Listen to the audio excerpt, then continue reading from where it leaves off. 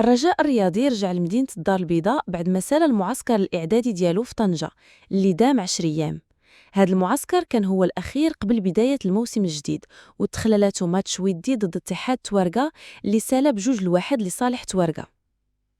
الطاقم التقني بقيادة المدرب التونسي لسعد الشابي أعطى نهار راحة للاعبين قبل ما يرجعوا يكملوا التحضيرات ديالهم بقوة للمواعيد المهمة اللي كيتسناو النصور في الموسم الكروي الجديد.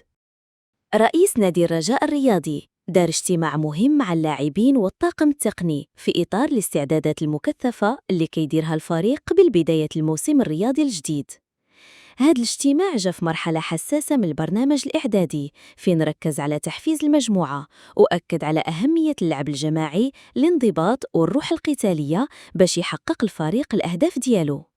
في الخطاب ديالو شدد على الثقة الكبيرة اللي عنده في الطاقم الفني واللاعبين، وأوضح أن المشروع الرياضي اللي كيشرف عليه مبني على أسس احترافية واضحة، الهدف منها يرجع نادي الرجاء الرياضي المكانته الكبيرة في كرة القدم على الصعيد الوطني والإفريقي.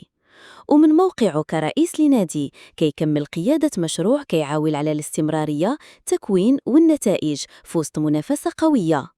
وهذا الاجتماع الأخير كيبين الحرص ديال رئيس الرجاء الرياضي على التتبع المباشر لأدق تفاصيل الاستعدادات، وكيرسخ الالتزام ديالو باش ينجح الموسم الرياضي ويرجع الفريق الأخضر للمكانة اللي كيستحقها وطنيا وقاريا. الطاقم الطبي للرجاء الرياضي طمن المدرب التونسي لسعد الشابي بخصوص الإصابة ديال بدر بانون. الفحوصات اللي دار بانون بينات أن الإصابة اللي تعرض لها في الماتش الودي ما كتدعيش القلق، وغادي يكون قادر يرجع للتدريب بشكل عادي هاد السيمانة. في الوقت اللي كيتوجدوا فيه النسور للموسم الجديد، الرجاء الرياضي غادي يسالي الاستعدادات ديالو بمواجهة ودية ضد النادي القنيطري نهار السبت الجاي في الأكاديمية. هاد المواجهة غادي تكون الأخيرة قبل الماتش الرسمي الأول ضد الفتح الرباطي في الجولة الأولى من البطولة الاحترافية.